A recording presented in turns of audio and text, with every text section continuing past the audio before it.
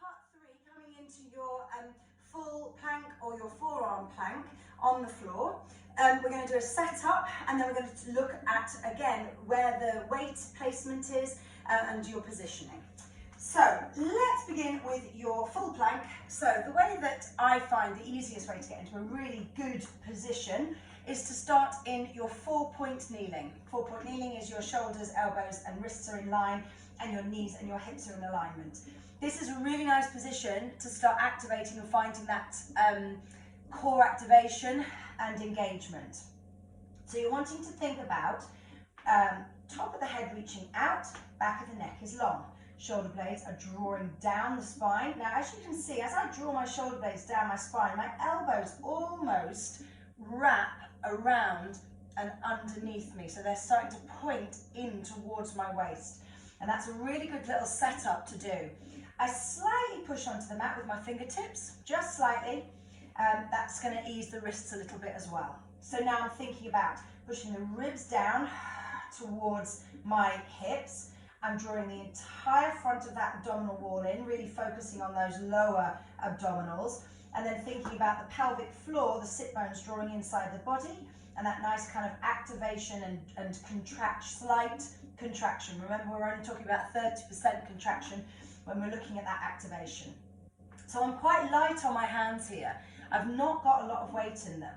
Now, I know that if I bring that forward and dump the weight down, I'm going to lose all of that correct positioning. So I want to lift up and back. I want to think about trying to create space between my chest and the floor. Okay, so I'm thinking up and out of my hands as opposed to my direction of thought being down and into my shoulders. So that's a really nice way of thinking about it, maybe thinking that your hands are on a sheet of thin ice. From there, we just extend one leg back, and then we extend the other leg back on an exhale. We may just need to shift the feet a little bit to find our correct form and correct position. So in that position, we don't need to move anything if you come from that 4-point kneeling. I'm still drawing back with the shoulder blades, which means my elbows are still pointing in towards my waist. The top of the head is reaching up and out, almost diagonally, and that long line from the top of the head reaching all the way down through the body and out through my heels. And again, just like I did on the chair, I can push through and forward, and then find the middle of that kind of little shift and move, and that is my plank position. So here I need to be careful not to drop the hips and it can go into the lower back. I also need to be careful not to tent the body upwards and not really be doing a plank at all. I'm doing a half downward dog. So I'm finding that lovely position. So even here, I'm not pouring loads of weight into my hands. I've obviously got some weight in there and there is some upper body strength, but I'm using my abdominals to keep me, my abdominals, my back, my pelvic floor, all of those kind of deep core engagement muscles, my stabilizing muscles, to keep me in position. So from here, you can move out of position, maybe into downward dog, reaching back and through, pushing the heels to the ground, and then either just sliding straight back through and finding that plank position, or you can come back, and then we can lift up onto the toes and roll the spine through for a bit more mobility. So pushing back, drive straight through to plank, or push back, lift the heels and roll through for that mobility. But as I come back and through, I want to check and reset that I'm in that correct position. So from here, I can just bring one foot down, second foot down, and I'm back to 4-point kneeling. So from here, I can take it to forearms if the full plank isn't your favoured position.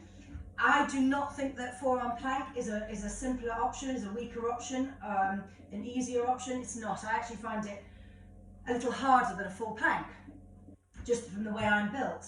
So you just bring your elbows down, so your elbows replace where your hands were, so it's elbows to shoulder now. I'm still doing the exact same checks. I'm drawing my shoulder blades down.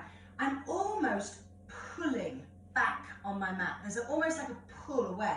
like I'm trying to draw the mat towards me, and that really helps engage through my shoulder blades and my lats behind me and into my back. So I'm still activating through the pelvic floor, I'm still activating through the deep abdominal muscles, back is engaged, everything is in place. Inhale, I need to extend one leg out and extend the other leg out. So again, the upper body hasn't moved. I'm still in that lengthened position. I'm still drawing my shoulders down and my elbows in towards my body. So I'm trying to create space in my neck. I don't want to hunch up, that's the key. And again, I can do my little shift, forward and back, making sure that my shoulders don't come with me. And then finding that halfway point between the two, and there I am. The legs are lengthened, they're not locked in the knees, yeah? I can bend them easily. If they're locked out, boom, yeah? They're really isolated and everything goes a bit tense. So they're soft, but they're lengthened. And then I just bring one leg back in, second leg back in, and I'm out of the position. So that is your plank setup for your perfect plank, and you can do your wall, your chair, or your full. So I hope you enjoyed it, and I hope you learned something from it, and I will see you all again very soon. Take care.